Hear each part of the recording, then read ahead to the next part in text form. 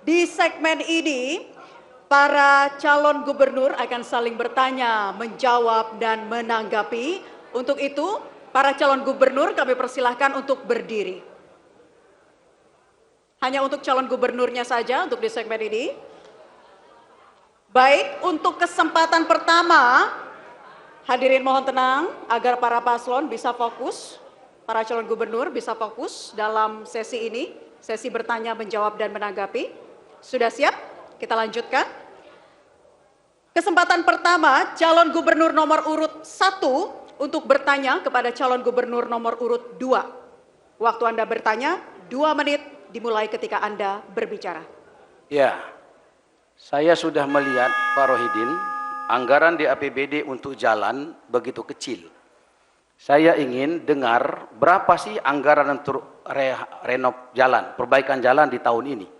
Di APBD Provinsi, saya sudah baca. Cuma saya ingin tahu saja berapa totalnya. Karena sebagian besar jalan provinsi banyak yang rusak. Selanjutnya View Tower. View Tower itu dibangun di zaman Agus Rin, M. Najamuddin dulu. Informasinya Pak Rohidin akan robohkan itu apa benar apa tidak. Yang ketiga, soal Mes Pemprov. Mes Pemprov dulu Wali Kota Bengkulu sudah bersurat untuk kita bekerja sama. Kalau itu tidak dimanfaatkan, berikan kepada kota. Dan kita akan tukar dengan Berendo hadir di Jakarta untuk dibangun rumah sakit. Karena kota nggak bisa bangun rumah sakit di Jakarta, tapi provinsi bisa. 3 pertanyaan itu mungkin yang perlu saya tanyakan. Terima kasih. Masih ada waktu ingin ditambahkan atau sudah cukup? Cukup. Baik. Baik, langsung saja kami persilakan calon gubernur nomor urut 2 untuk menjawab pertanyaan dari calon gubernur nomor urut 1. Waktu Anda menjawab adalah 1 menit 30 detik. Kami persilakan. Anggaran infrastruktur selama saya menjadi gubernur memang relatif rendah. Karena kami dilantik tahun 2021 pada masa COVID berlangsung sangat parah. Sehingga di 2021 dan di 2022 kita hampir tidak menganggarkan untuk pembangunan infrastruktur. Demikian juga kalau ditanyakan tahun 2024, alokasi anggaran hampir secara keseluruhan digunakan untuk membiayai pelaksanaan pilkada serentak. Namun alokasi untuk pembangunan infrastruktur jalan masih di angka lebih dari 100 miliar. Saya kira itu merupakan angka yang sangat rasional. Siapapun yang mengelola APBD pasti formulasinya akan seperti itu. Apalagi sekali lagi khusus tahun 2024 kalau ditanyakan, alokasi anggaran untuk pelaksanaan pilkada serentak di atas angka 250 miliar. Kemudian yang kedua, terkait dengan beberapa pembangunan pada zaman gubernur sebelum kami. Pertama terkait dengan PU Tower. Posisi PU Tower memang sejak awal fungsinya memang tidak berjalan secara optimal. Setelah waktu itu dipraktekkan secara 1 kali dalam operasionalnya, tapi setelah itu terhenti. Dalam pelaksanaannya, semua fungsi-fungsi PU Tower itu tidak bisa dijalankan.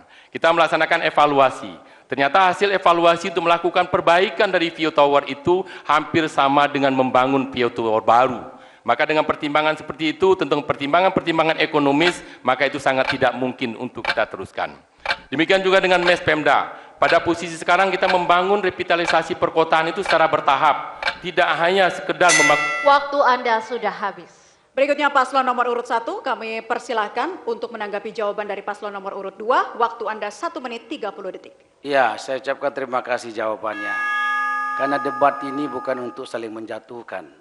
Debat ini adalah untuk menyampaikan program. Sehingga kemudian saya ucapkan terima kasih. Cukup, sudah dijawab, enggak perlu dibantah lagi. Karena saya ingin agar debat ini bukan kemudian memecah belah, tapi bagaimana kita bersatu untuk membangun Provinsi Bengkulu. Karena dengan persatuan insya Allah, provinsi yang kita cintai ini, di mana putri yang menjahit sang saka merah putih, insya Allah akan bangga nantinya ketika provinsi ini memilih gubernur baru, sebagaimana dulu kita ingat ada gubernur Suprapto namanya, diutus oleh Bapak Presiden Soeharto. Ketika itu Provinsi Bengkulu masih jauh daripada kata maju. Ketika Pak Soeharto mendukung Pak Suprapto, maka Pulau Bayi dibangun, Universitas Bengkulu dibangun, Rumah Sakit M. Yunus dibangun, Masjid At-Taqwa dibangun, Jalan Hotbik dibangun, jembatan penghubung antar kabupaten dibangun, jembatan antar provinsi pun dibangun.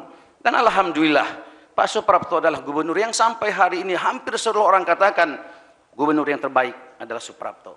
Maka insya Allah Helmi Mian punya niat hanya satu saja, tidak banyak programnya, ingin bantu rakyat. Kembali kepada rakyat yang menyaksikan hari ini, buka hati kita.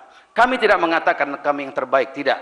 Tapi izinkan kami membuat program hanya satu, bantu rakyat untuk mendapatkan hak-haknya. Terima kasih. Cukup? Baik. Baik. Jelajahi cara baru mendapatkan informasi. Download Metro TV Extend sekarang.